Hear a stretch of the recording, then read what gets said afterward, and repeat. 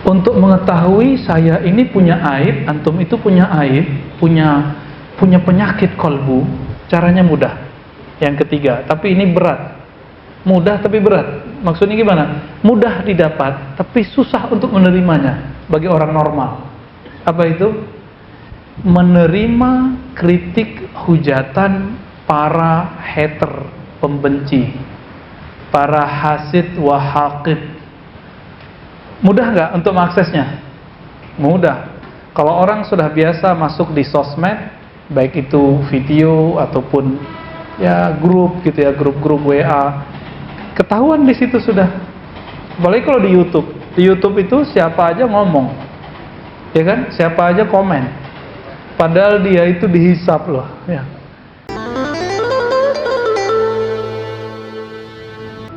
Sahabat yang dimuliakan Allah, tadi kita sampai di bagian man aradal wukuf ala aibi nafsihi. Kita sebutkan bahwa cara efektif untuk mengetahui bahwa kalbu ini berpenyakit, lalu gimana cara mengobatinnya, itu ada dua. Namun ada dua cara yang lebih aneh, cuma ini agak berat. Yang paling mudah itu pertama berguru kepada mursyid yang ahli kalbu, yang kedua punya sahabat yang ahli kalbu. Namun ada yang ketiga, kata Imam Ibnu Qudamah, ayyastafida ma'rifata uyubi nafsihi min alsinati a'da'ih. Untuk mengetahui saya ini punya aib, antum itu punya aib, punya penyakit kalbu, caranya mudah. Yang ketiga, tapi ini berat. Mudah tapi berat. Maksudnya gimana? Mudah didapat, tapi susah untuk menerimanya bagi orang normal. Apa itu? Menerima kritik hujatan para hater, pembenci, para hasid wa haqid. Mudah nggak untuk mengaksesnya? Mudah. Kalau orang sudah biasa masuk di sosmed, baik itu video ataupun ya grup gitu ya, grup-grup WA, ketahuan di situ sudah. Apalagi kalau di YouTube. Di YouTube itu siapa aja ngomong, ya kan? Siapa aja komen. Padahal dia itu dihisap loh. Ya.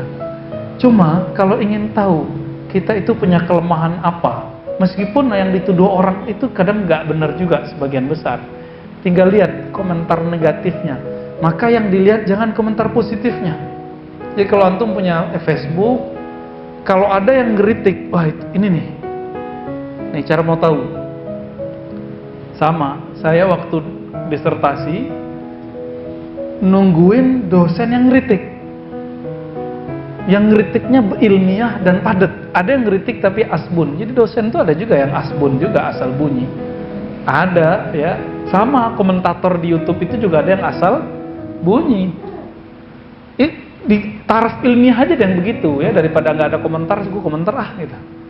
Akhirnya kita bisa tahu. Nah, saya senang sekali ketika ada dosen yang bantai kita, ya, kritik, kamu ini metodologinya gimana sih? Kok begini? Kok caranya begini? Wah, itu kita senang sekali, kayak dipijit rasanya. Jadi, kalau kita sudah mengenal kritik-kritik yang negatif itu sebenarnya positif, itu sama kayak dipijit. Dipijit sakit nggak? Sakit kalau dipijit itu, tapi enak ujungnya. Ya, saya punya kawan yang ahli pijit, kalau dipencet sama dia pasti sakit. Tapi 3 hari di situ, kita kemana-mana, mau ceramah, mau ngajar, nggak ada capeknya. Tapi sama pijit yang enak, ya baru dipegang 5 menit, kita udah hilang. Dia bilang udah setengah jam, Pak udah selesai, nggak ada rasa apa-apa. Nah, itu namanya pijit ngantuk, pijit bikin tidur. Ada namanya urat-urat tidur itu di kaki ya. Oke. Jadi kalau mau tahu, ternyata orang hasad, orang dengki itu anugerah. Mungkin kawan kita nggak berani ngomong, tapi kalau musuh kita berani ngomong. Ini hebatnya, Pak. Maka jangan pernah frontal menghadapi orang-orang yang benci, kecuali kebenciannya dengan kejahilannya. Tapi dia persis nih tahu nih kita nih gimana. Ya udah, kita malah bersyukur. Saya baru merasakan nikmatnya dikata-katain orang itu tahun yang lalu lah. Ya. kita waktu itu ke daerah, tiba-tiba kawan saya bilang, Tat, ente itu dipergunjingkan di grup sebelah. Kita nanya, grup sebelah itu apaan? Ya, grup yang manhajnya ono, no, gitu ya. Mazhabnya ono, gitu. Nggak usah sebut ya. Tapi kok saya seneng? Kenapa kita seneng? Karena waktu itu langsung muncul hadis itu. Hadis mengenai muflis.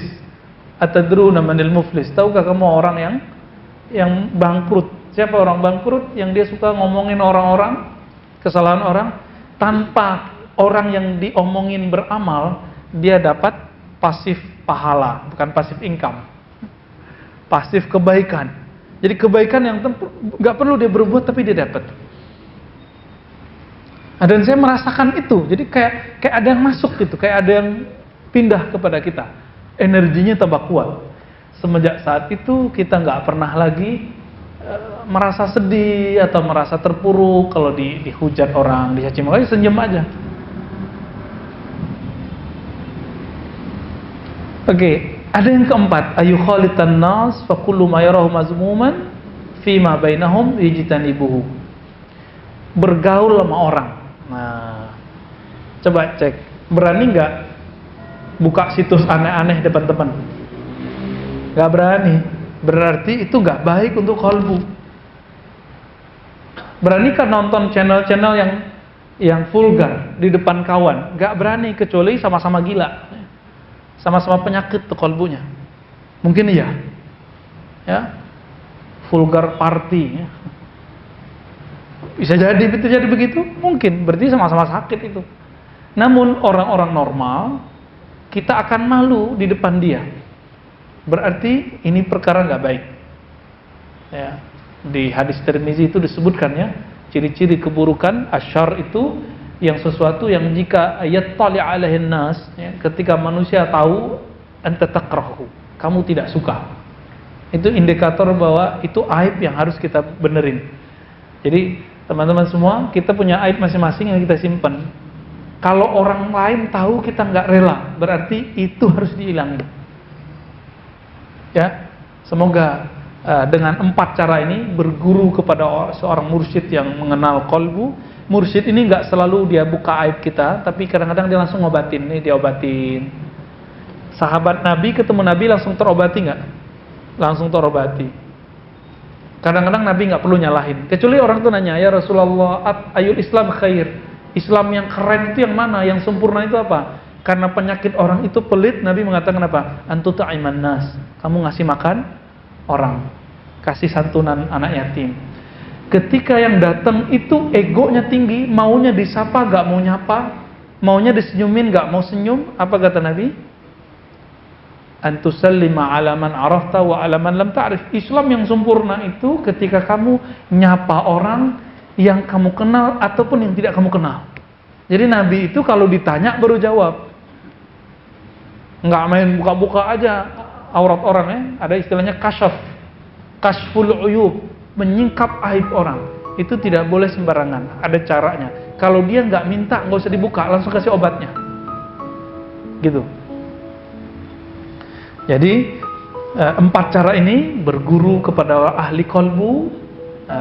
Di bulan lalu kita sudah pertegas ya, kalau masalahnya sunnah bid'ah, halal haram, bergurunya ke siapa? Ke ahli fikih. Kalau masalah hadis, ke ahli hadis. Masalah akidah, ke ahli akidah. Kalau masalah qalbu, ke ahli qalbu. Ya. Lalu yang cara kedua, punya kawan yang ahli qalbu. Yang ketiga, memanfaatkan kritik-kritik musuh. Maka ternyata orang hasad itu anugerah bagi orang beriman. Ya, orang hasad itu anugerah bagi orang beriman. Kenapa? Karena dia nggak perlu nanya, saya punya salah apa sih, langsung orang itu bilang. Ya. Jika emang cocok, oh berarti emang ada salah. Ya. Dan yang terakhir, bergaullah dengan orang soleh. Karena dengan bergaul dengan orang soleh, kita akan tahu apa yang tidak pantas dikeluarkan, berarti itu aib. Aib yang selama ini kita simpan. Teman-teman semua, aib itu bau. Kalau itu kita biarin, nanti akan tercium. Semoga Allah menutupi aib kita dan membersihkan isinya. Amin ya rabbal alamin. Baik, kalau ada pertanyaan, tafadhal.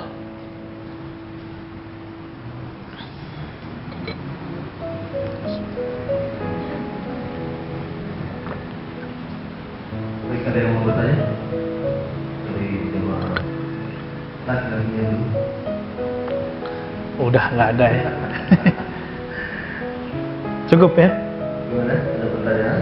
Antum yang nanya deh kalau gitu. Saya nanya dari mana? Saya lagi mikir. Kira-kira pertanyaan apa yang saya tanya? Kalau nggak ada ya nggak usah nanya ya. Kalau kajian kolbu itu rata-rata emang pertanyaannya hilang semua udah. Beda kalau ngaji fikih, ngaji akidah, pertanyaan tambah banyak. Apalagi kalau lagi sunnah bid'ah, pertanyaannya tambah banyak. Udah berapa kali kita pengajian, ribuan kali, setiap tempat nanyain yasinan bid'ah apa enggak, tahlilan bid'ah apa enggak. Emang nggak cukup? Ternyata nggak cukup. Lain kalau masalah kolbu, kita cuma ngangguk-ngangguk doang, ya. Jadi itu memang beda. Jadi kalau nggak ada pertanyaan berarti insya Allah sukses. Ada satu. Loh, ada juga. Taib fatal.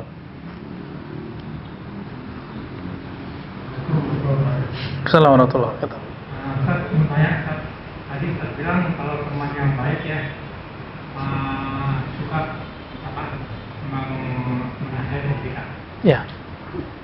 Suka punya teman yang baik. Nah kalau suami istri itu gimana? Kan masih kita nggak mungkin kita mau kalau dia berbuat lalu pegang pasti bagus. Padahal mungkin nggak bagus. Iya. Tentang sikap suami istri dalam bermuamalah, bersikap ya, berakhlak. Apakah muji-muji mulu? Belum tentu juga ya. Apakah marah mulu? Enggak juga. Tapi kalau suami dan istri, istrinya perempuan kan? Apa kata Nabi? Istausu bin nisa khairan. Hendaklah kamu bersikap yang terbaik kepada perempuan. Khairan itu adalah pilihan yang paling tepat dan itu agak genting memang. Kenapa? Perempuan itu kalaupun salah dia benar gitu. Nggak mau disalahin ya. Jarang ibu-ibu ini jarang yang mau ngaku salah tuh. Jarang ibu-ibu tuh yang minta maaf tuh jarang. Yang gampang minta maaf tuh laki-laki. Tapi kalau ada ibu-ibu yang bisa istri-istri, mudah sekali humble, mau minta maaf, ngaku kesalahan. Wah, dia sudah separuh kecerdasan laki-laki sudah ada pada dia. Ya. Tapi itu jarang. Nah, oleh karena itu Nabi mengatakan, Istausu bin nisa khairan. Berwasiatlah, bersikaplah kepada perempuan yang khairan. Khair itu beda dengan hasan. Hasan itu biasa, kebaikan biasa. Khairan itu ahsan, yang lebih baik. Khairan itu kan pilihan lagi. Di antara yang baik, pantas-pantas itu ada yang lebih baik. Maka beda istri ya beda perempuan, beda sikap. Ya. Dalam hal ini Nabi mengatakan perempuan itu jika kamu keraskan, kasartahu, kamu akan mematahkannya. Jika engkau biarkan dia akan tambengkok. Li'annahunna khuliqna min dhal'ib.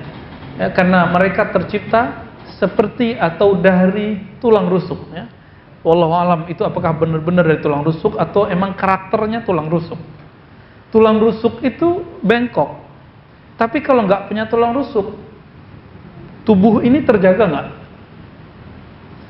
Allah itu sudah setting jantung, paru-paru itu terjaga ketika ada tulang. Coba bayangkan kita punya jantung tapi nggak ada tulang rusuknya. Ini maknanya. Jadi walaupun bengkok, tapi dia bisa menjadi pertahanan rumah tangga. Itu ajaibnya perempuan. Maka suatu kali ada seorang sahabat datang ke rumah Umar mengadukan persoalan istrinya. Ini disebutkan dalam riwayat yang sahih dan diulang lagi oleh Imam Nawawi dalam Riyadhus Shalihin. Ingin mengadukan istriku kok galak amat gitu ya. Ini bukan pembenaran ibu-ibu yang galak loh ya. Kok judes galak gitu, mau menang sendiri. Tapi kerjaan rumah tangga beres semua. Mau ngadu ke Umar, udah ketuk pintu, udah assalamualaikum. Ternyata dia kaget. Rumahnya Umar itu kan gak ada pagarnya. Umar itu dulu bikin sistem pejabat-pejabat tidak boleh memagar rumah. Maka orang langsung bisa akses ke pejabat. Maka dulu orang gak mau Pak jadi pemerintah, jadi pejabat tuh gak mau.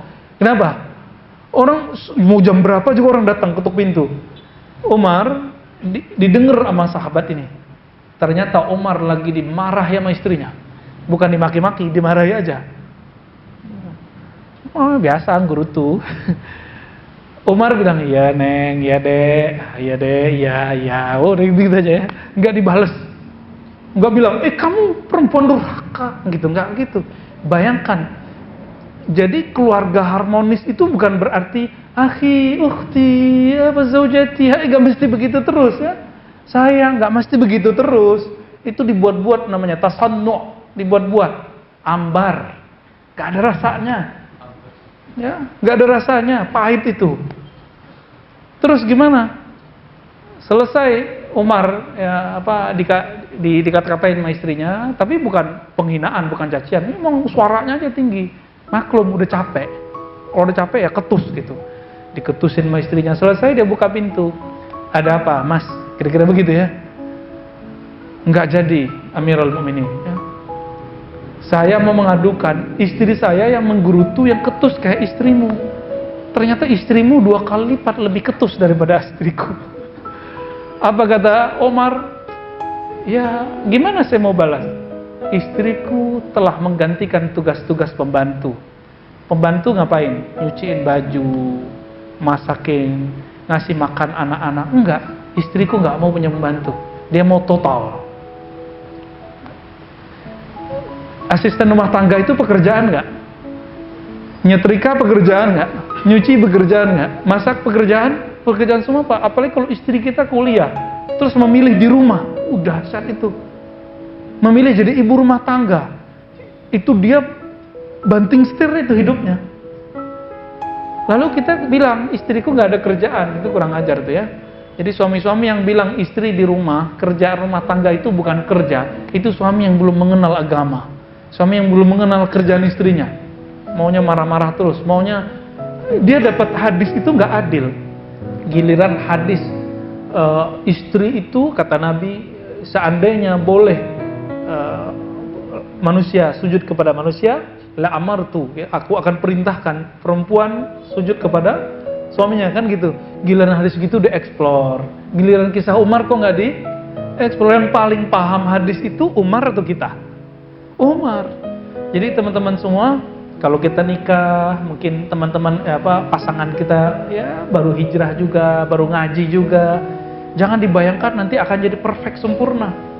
Kalau ini kamu ustadznya, ustadz tuh biasanya ceramain orang, ceramain semua sama dia nanti ya.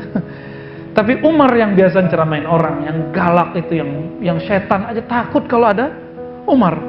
Kalau ada Umar, setan nggak ada. Bayangin coba. Jadi seandainya Umar datang ke masjid ini, antum nangis semua sholatnya. Kenapa? Setan nggak ada yang ganggu. Ajib nggak? Lain dengan Abu Bakar. Abu Bakar baru masuk masjid ini, baru takbir semuanya udah hidungnya sudah mau basah semua ya. Kalau mau Umar ada keberanian, ada syahdu. Kalau di Abu Bakar lebih lagi. Beda-beda itu ya. Bayangkan Nabi, jangankan Abu Bakar, Umar, Utsman. Nabi itu ketika Abu Bakar sama Utsman itu lutut dibiarin terbuka. Sarungnya Nabi itu agak naik gitu ya. Tapi ketika Utsman datang, karena Utsman itu menantu Rasulullah dan sangat pemalu, lebih pemalu daripada Ali, itu langsung ditutup sama beliau. Kenapa? Jangankan saya, jangankan Rasulullah ya, malaikat aja semuanya malu kepada Utsman ibn Affan ya, radhiyallahu taala anhu. Jadi itu kelebihan-kelebihan mereka, dan mereka ternyata ketika dikata-katain nama istrinya biasa aja. Ini yang berat lagi cerita yang ini. Ali bin Abi Thalib diisukan mau poligami. Kenapa? Laku keras lah orang alim, cakep lagi ya, muda, panglima, keramatnya banyak, ilmunya luas. Diisukan mau nikah lagi. Tapi yang mau dia madu siapa? Anak Rasulullah. Anak Rasulullah ini dia tidak dikasih fasilitas pembantu oleh Rasulullah, nggak dikasih budak, nggak dikasih kendaraan sama Rasulullah. Jadi Nabi itu tidak mau menggunakan harta negara untuk kepentingan keluarga, nggak mau, nggak ada ya. Itu baru negarawan murni. Kalau di Indonesia kan negarawanan ya, katanya negarawan, tanahnya sekian hektar, ribuan hektar, nggak tahu dari kok bisa dia punya begitu. orang katanya simpati, ya ternyata dia enak-enakan. Ya. Bagaimana kita menyebut dia negarawan? Ini negarawan murni ini. Ya. Akhirnya Ali bin Abi Thalib dilaporkan oleh anaknya. Tapi Fatimah nggak bilang macam-macam. Fatimah nggak menolak poligami. Fatimah cuma sedih. Apa kata Fatimah, ya Rasulullah? Sambil nangis-nangis ya. Mas Ali mau poligami. Nah sambil nangis, wajar dong. Jadi normal itu. Tapi dia nggak nolak poligami. Cuma sedih aja. Saya sudah berkorban banyak, tapi ternyata kok masih mau dipoligami. Emang kurang apa? Maka dipanggil Ali di sidang hari itu juga ya. Ali, nggak dibilang Ali nggak dilarang poligami sama Rasulullah, karena Rasulullah poligami. Apa kata Rasulullah? Fatimah itu lahmi, dami, itu darahku. Man azaha azani. Yang nyakitin Fatimah, nyakitin Rasulullah Muhammad bin Abdullah. Gemetarlah Ali ya. Gimana gak gemetar ya? Itu bahasa-bahasa level langit itu. Gak perlu bilang, ente jangan poligami, gak perlu bilang gitu ya. Tapi cukup dengan bahasa-bahasa kolbu itu. Ali, maka disitulah keturunan Ali dari jalur yang bukan Fatimah, namanya Muhammad Al-Hanafiyah, itu punya keturunan seorang ulama di Mesir namanya Imam Abdul Wahab Sya'rani, menulis satu kitab. Di dalam kitab itu ya, Al-Uhud As-Sughra dan beberapa kitab-kitab yang lain, dia nulis bab menikah dengan Syarifah, keturunan Fatimah. Kalau kamu bukan seorang syarif, sayyid, habib, maka siap-siaplah menjadi pembantunya, siap-siaplah menjadi abdinya, dan jangan pernah menyakitinya. Berat Pak. Itu sebabnya jangan ejek. Kok para syarifah nggak mau kita ya? Ya wajar, adabnya berat. Itu sebabnya di fikih Syafi'iyah di Hadramaut itu dibuat fikih khusus mengenai bahwa syarifah nikahnya sama syarif, ya. Orang perempuan keturunan Nabi nikahnya sama, karena kita ini nggak kuat. Antum nanti soal adab terus, ya, kan repot kita nanti. Jadi kalau ngelihat ada cewek Arab jangan langsung, wah coba, hati-hati dulu ya. Gitu, cukup. Baik. Ya.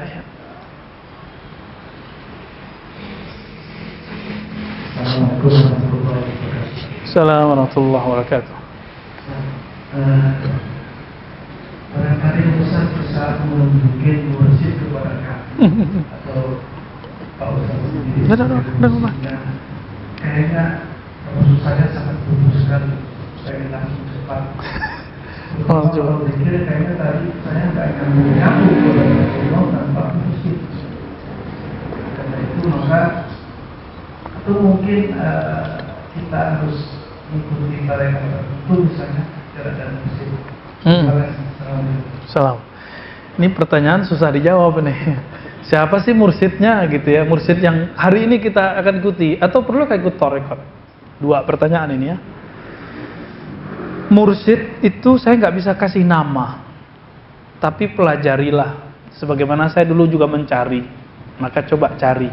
Takutnya cocok sama saya, nggak cocok sama bapak. Cari mursyid itu yang dapat ijazah dari gurunya, satu.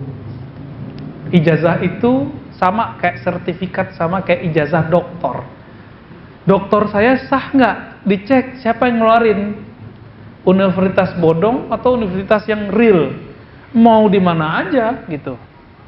Atau doktornya dari masjid, doktor-doktoran.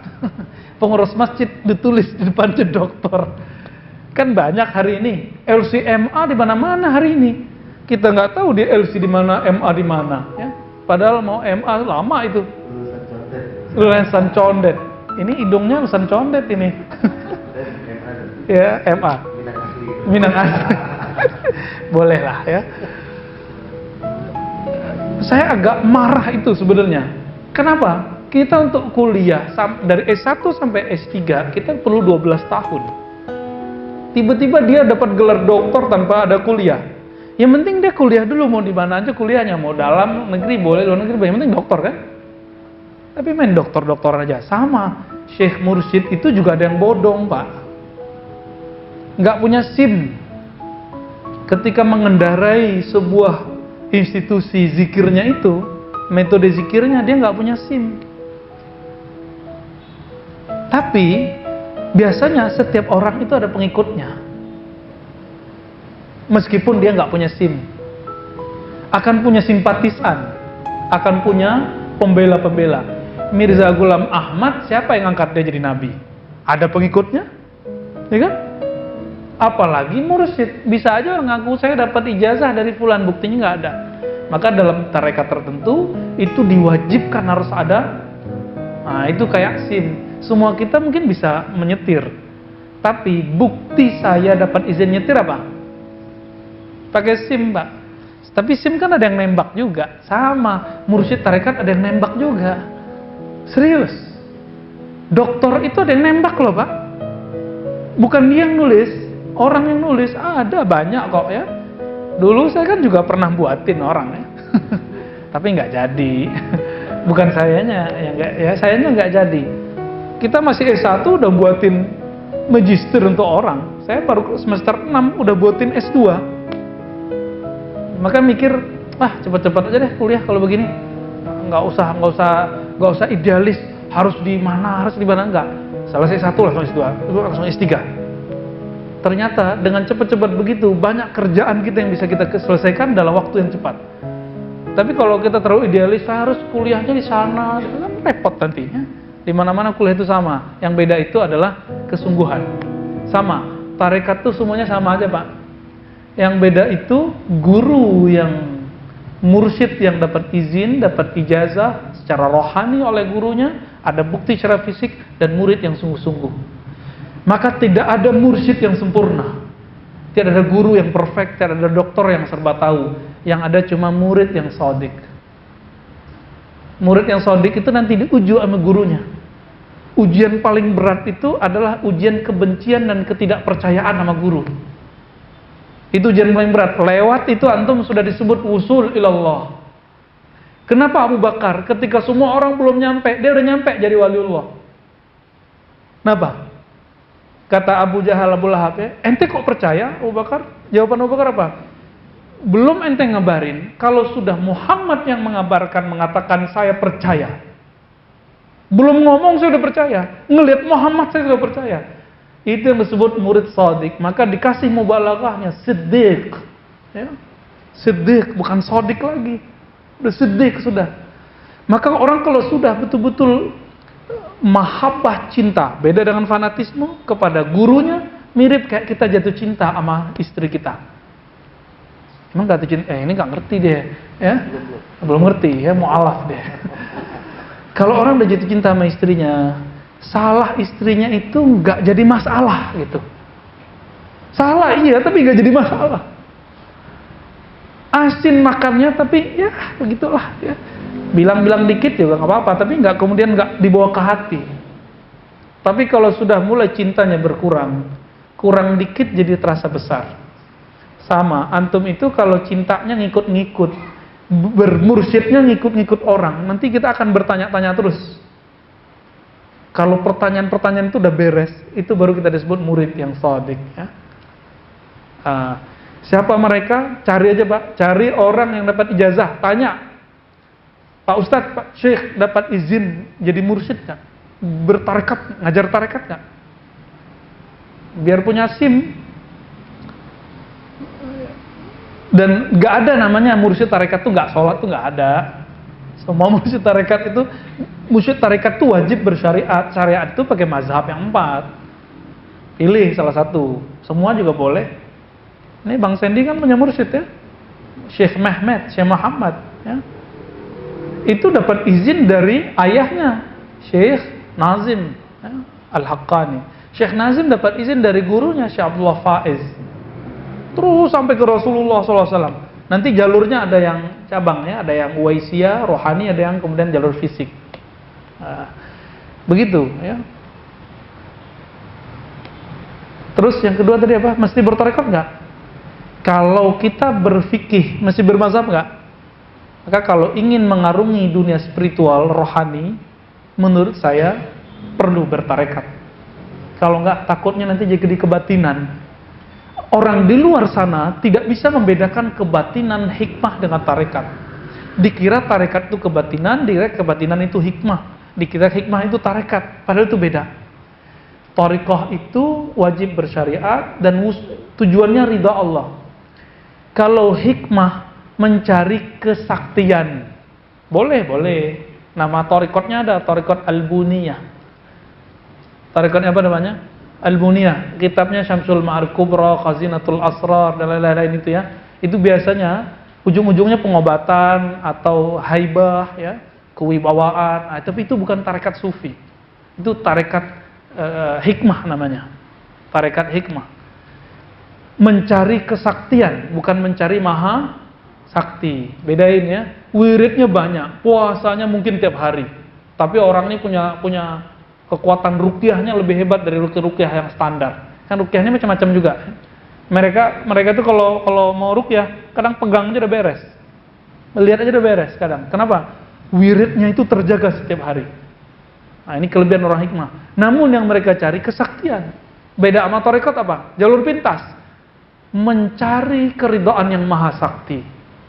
Kalau yang maha sakti ridhonya nggak dikasih sakti, dia terima. Kalau yang maha sakti ridhonya dikasih kesaktian, dia terima. Yang penting Allah maunya apa? Allah yang maha sakti maunya kita khusyuk, kita terima. Nggak lagi kasih khusyuk, terima juga. Nah, murid yang shadiq, ketika dia nggak dikasih khusyuk, dia terima ridho. Di saat dia ridho itu khusyuknya naik, levelnya naik. Jadi ada namanya khusyuk di atas khusyuk, nurun ala nur. Khusyuk biasa nangis, terasa nikmat. Ada khusyuk di atas itu, nggak terasa nangis, tapi terasa kayak dialog. Tapi awal-awalnya nggak enak. Ini apa sih enaknya? Tapi kemudian ada, ya Allah, aku tetap zikir, aku tetap sholat, meskipun tidak ada rasanya. Mau ada rasa, mau ada khusyuk, nggak ada khusyuk, Tuhanku bernama Allah, bukanlah khusyuk. Tuhanku bernama Allah, bukanlah lezat. Tuhanku bernama Allah, bukanlah tangis. Itu, maka muncullah tangis di atas tangis. Wah, itu lebih dahsyat rasanya ya. Makom ya, yang di atas. Jadi itu yang nggak terhingga itu. Maka saya pernah menyebutkan tangis itu ada 9 macam, kata Imam Ibnu Mubarak. Semuanya riya kecuali satu. Tangis karena mencari ridha Allah, takut kepada murka Allah. Udah dapat itu Pak, kita sudah punya modal memadamkan api neraka. Itu yang Nabi sebut dalam hadis Imam Tirmizi.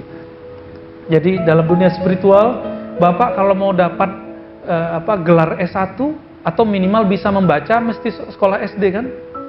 Tapi ada jalur ringkas, homeschooling, ya, belajar di luar. Tapi maksimal nggak? Nggak, sama ya. Nah, tarekat itu kurikulum Naqsyabandi, kurikulum Syazili, kurikulum itu kurikulum. Kurikulum itu nggak menunjukkan kehebatan. Yang hebat itu adalah mursyidnya.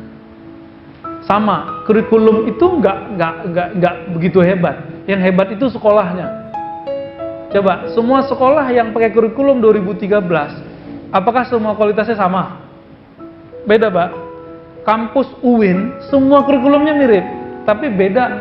Kampus ini lebih baik, kampus ini kurang baik. Kampus ini maksimal, ini kurang maksimal. Kok bisa? Karena manajemennya, karena syekhnya, karena rektornya. Rektornya tarekat itu yang kita sebut syekh mursyid. Ya. Dan dia diangkat nama gurunya, seperti gurunya diangkat nama gurunya, terus bersambung kepada Rasulullah SAW. Makanya dalam tradisi kami, ketika guru mau mengangkat, itu dikumpulkan murid-murid tua dan murid-murid semuanya. Nih, namanya dilewakan atau dipublish. Saya ijazahkan engkau untuk mengajarkan zikrullah seperti guruku mengajarkanku sesuai dengan tarekat A, B, C, D. Begitu kita dulu ya, dapat ijazahnya. Sama kalau wisuda doktor gimana? Dibacain kan? Terus kita ambil ijazahnya, lalu kita diapain namanya itu? Bukan dibaptis kan? Apa namanya tuh? Gitu doang ya. Tapi kalau nggak ikut wisuda, bisa nggak? Orang dia udah pinter tapi nggak ikut wisuda? Bisa. Waktu saya punya sahabat di Paris ya, kita lagi dakwah di sana, saya diundang karena dia pernah ikut kajian kita, saya diundang ikut wisuda. Saya bayangin kayak di UI, UGM, UIN gitu, meriah, gede. Tahu-tahu di mana? Di ruangan kelas, rektornya datang sama dekannya, terus sama beberapa dosen. kajur-kajurnya, kaprodinya, udah. Jadi per fakultas, per kaprodi itu mereka buat cuma 25 orang wisudanya. Dibacain bla bla bla bla bla, habis itu udah salaman, selesai. Jadi mereka udah nggak sibuk sama ritual-ritual. Sekarang yang saya lihat di negeri kita, tarekat itu kebanyakan ritual-ritual seremonial. Kebanyakan ya, seremonial. Ya, tapi seremonial itu penting. Seremonial manakib, seremonial zikir akbar, maulid-maulid, itu kan seremonial semua. Seremonial semua. Sebenarnya ada di luar sana orang yang nggak pakai seremonial, dia sudah nyampe, ilmunya sudah utuh. Kawan saya nggak ikut Pak, dia wisuda, tapi dia dapat ijazah doktornya, ya. Tapi nggak dipublish gitu, nggak ada fotonya. Pas kita minta mana fotomu wisuda, nggak ada. Tapi dia bilang aku punya ijazahnya, ya. Lebih penting mana? Ikut wisuda tapi nggak ada ijazah. Ya, cukup ya. Udah jam 8. Baik, sebentar ini. Alhamdulillah. Sebelum kita berdoa dan puasa, ada beberapa pengumuman yang harus saya sampaikan.